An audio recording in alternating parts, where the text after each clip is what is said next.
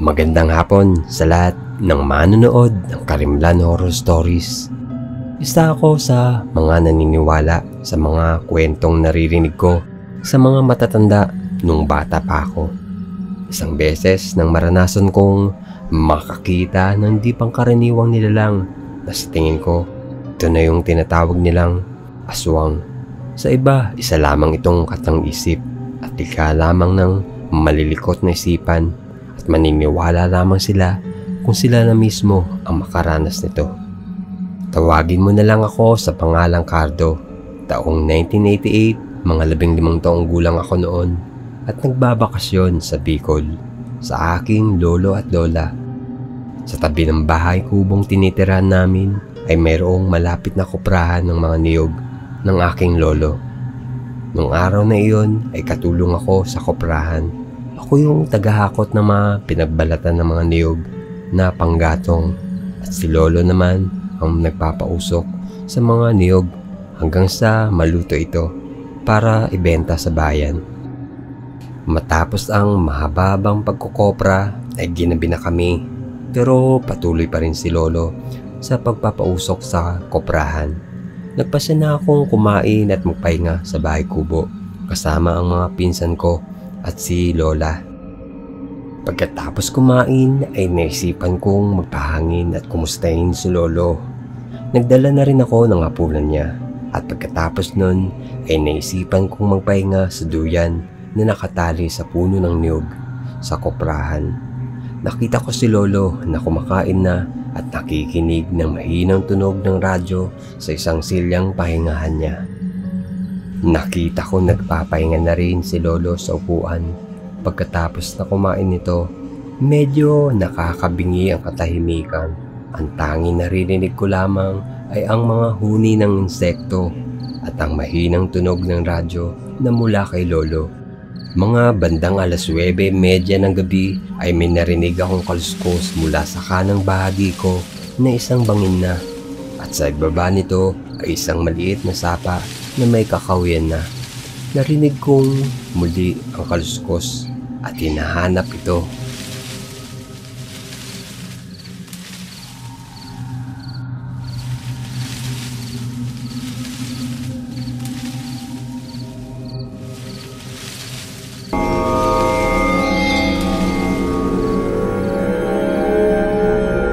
Nung mapatingala ako ay nagulantang at nagdalala sa aking nakita. Kinilabutan ako noon at hindi makakilos dahil sa nakitang nilalang na nakakapit sa puno ng niyog. Nagliliwanag ang mapula nitong mga mata at may mahabang buhagag na buhok at makintab na katawan na parang may langis. Kitang-kita ko talaga ang imahe nito dahil maliwanag rin ang buwan noon na nagsilbing liwanag. Lalo pa ako natakot nang magsimula na itong umuni ng napakahina na parang maihawig sa gansa o pato. Nakakakilabot ang tunog na noon ko lamang narinig sa buong buhay ko. Nagsimula na itong bumaba sa puno ng dahan-dahan na tila isang mabangis na hayop na nagmamasid sa akin. Hindi pa rin ako noon makakilos kasi nga naparalisa ang buong katawan sa takot. At sa di malamang dahilan ay napatras ito na aking pinagtaka at dali-daling naglaho sa kakawian. At doon lang ako nakabalik sa ulirat ko. Napansin kong papalapit pala si lolo sa akin na may dalang itak papunta sa akin at kinumusta ako. Napansin niya na nakamasid ako sa kakawian, tila nakatulala. Sinabi ko ang aking nakita sa di malamang dahilan sa naging reaksyon niya na parang hindi na nagulat sa mga nasabi ko. At ang sabi niya, "Wala talagang kadala-dala yung wakwak na yan. Mahilig magmasid. Dinapitan kita kasi napansin kong nakatulala ka." "Lo, parang may tao sa kakawian." "Hindi yan tao, aswang yan. Hindi ko alam kung bakit nagmamasid yan sa mga taas ng niyogan. Pero hindi pa yan nakalapit dito." Ang sabi ni lolo sa akin, "Huwag kang matakot, di tayo magagalaw niyan. Siguro nga gusto lang akong takutin ng aswang na yun. Pero ano kaya mangyari kung hindi lumapit si Lolo noong time na yun? Baka mas nakita ko ng malapitan ang aswang. Buti na lang hindi nangyari yun. Hindi na rin ako nagpapahangin paggabi na at nagpapahinga na lamang ako sa loob ng bahay kubo. Makalipas ang ilang buwan, sa di inasahan ay pumanaw na ang aking lola. Siguro sa katandaan, at isang gabi sa burol ng lola ko ay may isang tila malaking ibon na umaalagid sa mga puno ng niyog at umuhuni ng kaparehas ng narinig ko sa koprahan ni Lolo. Nasa palagay ko, siya rin yung nakita ko nung gabing iyon. Simula noon, doon na ako naniwala sa mga nakakatanda. Meron talagang mahirap may paliwanag. Nung gabing iyon, ay isa ako sa nakasaksi nito.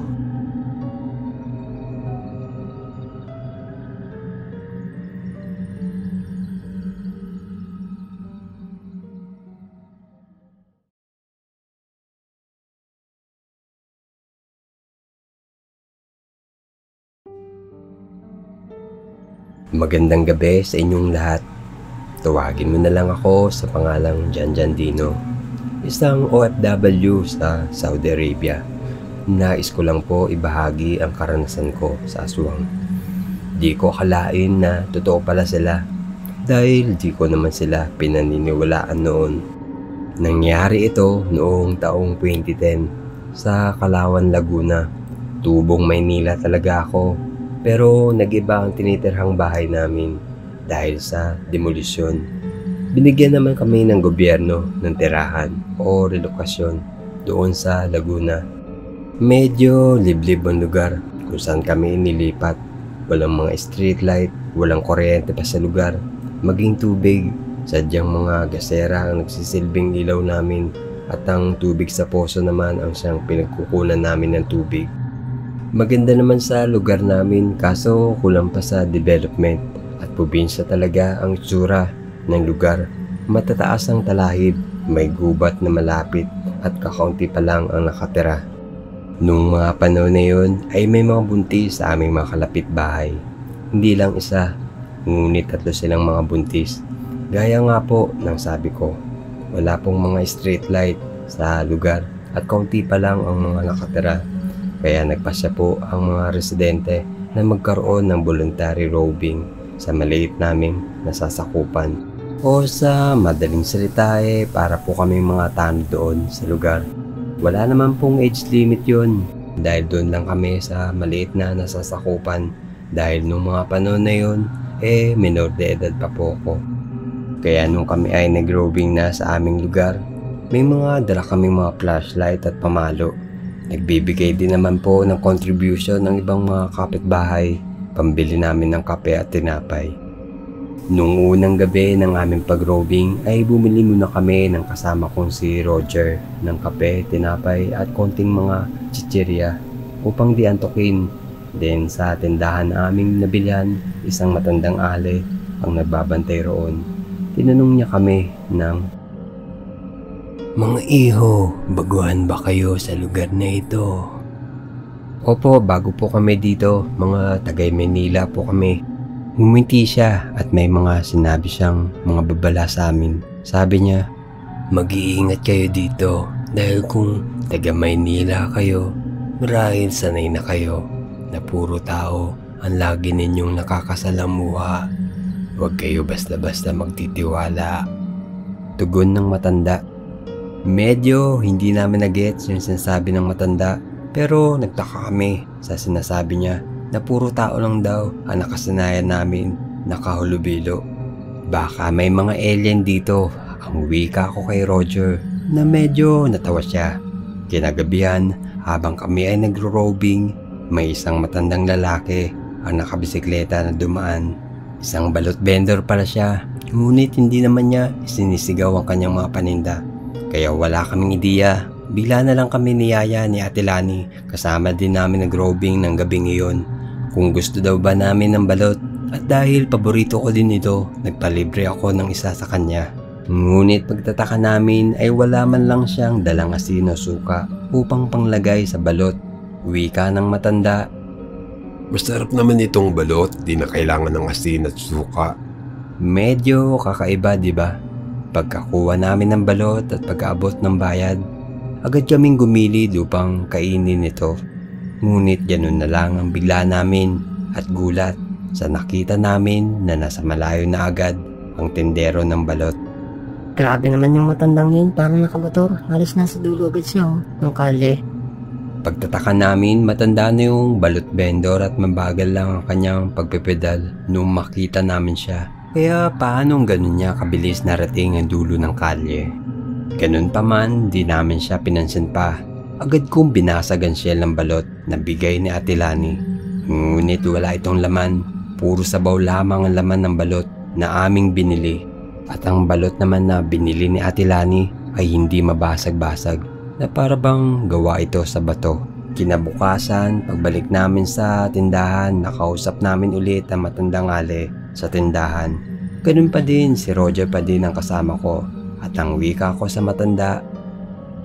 Oo nga pala Nay, kagabi ho nakabili pa kami ng balot sa matandang lalaki. Pero yung nabili po namin ay parang bato na ayaw mabiyak. Pero yung isa naman naglalaman lang ng puro sabaw. Naloko po ata kami. Bakit? Sigurado ba kayo na tao ang napagbilhan ninyo? Ilagay mo sa tubig na may asin ang balot na sinasabi mong parang bato upang malaman ninyo. Agad-agad namin pinuntahan si Ate Lani upang makita ang balot na kanyang nabili. Sabi niya na iwan niya daw yun kung saan namin dapat kainin ang balot. Agad namin pinuntahan ni Roger at inilagay sa tubig na may asin. Ilang segundo lang ay naging isang itim na parang itlog ng manok ang balot na parang bato. Nang mabiyak na ito ay naglabas ito ng itim na sabaw na sobrang lapot. Sobrang kinilabutan kami sa mga nalalaman ng matanda sa tindahan. Iniisip namin kung ano ba siya. Kinagabihan na naman ng aming pag-robing, walang balot vendor ang dumaan. At habang kami ay naglilibang sa baraha ng mga gabing iyon, ay may isang malaking ibon ang dumapo sa poste. Diyan, may nakita akong kwago, ang laki. Roger, huliin mo, lutuin natin. Sabay tawa ko. Ngunit inabol nga talaga ito ni Roger papunta sa gubat. At habang ako ay naghihintay, may lumabas sa aming kapitbahay. At sinabing init na init daw si Denden, isa sa mga buntis sa aming lugar. Sobrang init daw ng kanyang pakiramdam, kaya ito lumabas. Agad naming napansin ang pagdaan ulit ng malaking ibon na kwago na nabanggit ni Roger. Bigla itong nawala na aming pinagtaka, kaya bumalik na lang kami sa pagbabaraha. Ang isa naming kasama ay may konting binahagi sa amin. Ang kwento niya, hindi kaya tiktik yung ibon na yon kasi hindi naman siya mukhang kwago. Bakit iba ang pakiramdam ng buntis sa pagdaan nito? Nagkatinginan kami at agad naming naalala ang matanda sa tindahan. Agad namin siyang pinuntahan ni Roger. Nay! Oh, anong meron? At kayo parang natataranta. Nay, may tatanong po sana kami sa inyo. May tiktik ba sa lugar na ito? Binalaan ko na kayo na mag-ingat at huwag magtitiwala. Basta maganda lang kayo ng mga asin at bawang sa mga tabi ninyo.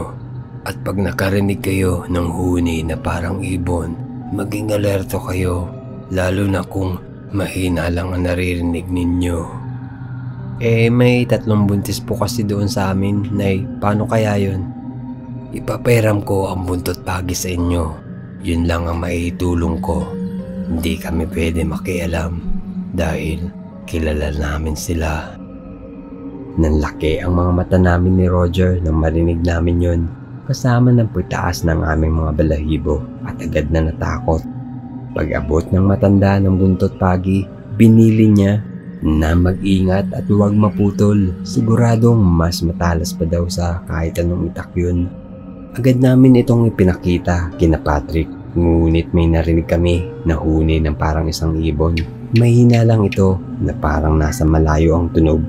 Agad kaming napakuha ng bawang at asin at tumabi sa mga gilid-gilid kung saan nakatira ang mga buntis sa aming lugar.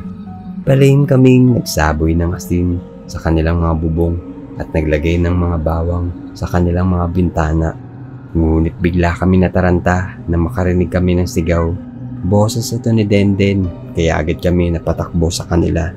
Sinabihan kami ni Patrick na umikot kami sa likod at napatingin sa bubong.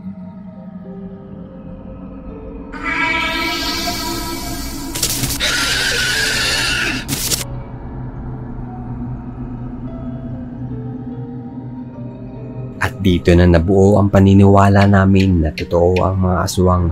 Kitang-kita ng mga mata namin kahit madilim ang isang nilalang na may mahabang buhok, matutulis na mga kuko, maitim ang balat, nangingintab na parang may langis at nanilisik ang mga pupulang mga mata nito. Nakasampa siya sa bubong sa likod ng bahay. Hindi ako makasigaw at parang nanghina ako sa nakita ko. Ngunit bigla itong umungol na nakakatakot. Sa pagsaboy ni Roger ng asin na may bawang sa katawan nito, agad naman itong tumalon at tumakbo ng mabilis habang hinahabol ni Patrick na may dalang buntot pagi. Sa sobrang bilis nito ay hindi na namin ito naabutan pa. Pagkatapos noon ay lagi na naming nilalagyan ng asin ang bawat bubong. Naging alerto na kami. Pinagandaan namin ang pagbalik ng tiktik. Ngunit ilang mga araw namin siya hindi naramdaman. Pagkatapos nun, nagpasya ang mga buntis na lumuwas muna ng Maynila. Babalik na lang pagkatapos ng mga anak. Sana nagustuhan ninyo itong totoong karansan ko sa aswang. Ako po yung tipo ng taong hindi naniniwala dito. Pero nakumpirma ko na totoo pala sila. Maraming salamat at sana'y mapili mo po itong kwento ko. More power pa po sa inyong channel. Isa sa mga tagusubaybay at loyal fan mo.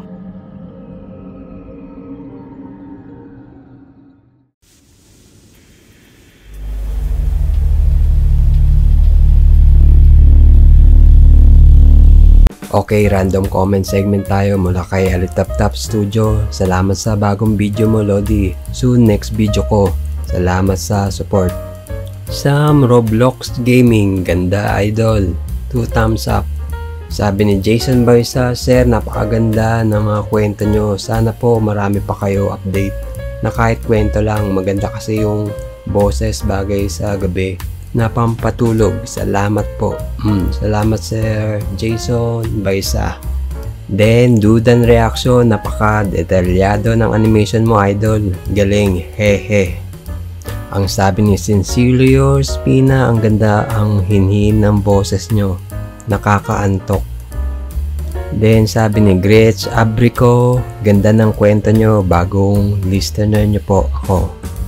Welcome Gretch Abrico. Gerald Napico, sana mapansin mo ang kwento na pinadala ko, idol. Hehe. Nabasa ko na sir. Lahat ng kwento na binabasa ko eh. Sabi ni Marian Arguire, ganda po talaga ng video nyo, Lodi. Lagi po akong nanonood. Maraming salamat Maria Nagire sa suporta. Then Charity Laguna, natawa ko doon sa F4, yung mga pogi na night shift. Haha. Jerison Maydino, sana po magawa na po yung sa akin. Maraming salamat po. Hintay lang po. Medyo mahina kalaban, mag-isa lang po ako. Pasensya na po dun sa mga nag-send na mga story kung medyo natatagalan. Then, Joshua Go, compilation. Hehe, I love it. Thank you, Lord. Salamat din, Joshua Go. Then, mula kay Tambayan Horror Stories, andito na boss, nanonood. Yan, subscribe nyo yung mga animator, mga Pinoy animator. Support local, Pinoy animator. Then, next kay Kesyo Animation, Animated Horror Stories. Ganyan nangyayari sa akin sa panaginip ko eh. Yung anino tapos gusto kong sumigaw at gumalaw kaso di ko magawa. Yan sabi ni Kesyo Animation, Animated Horror Stories. Subscribe nyo yan. Then next kay Katakyu Horror Animation. Magandang araw po, bagong sub po, support po. Salamat Katakyu Horror Animation. Then shoutout segment mula kay Omar, pa-shoutout po sa next video please. Thank you. Keep safe.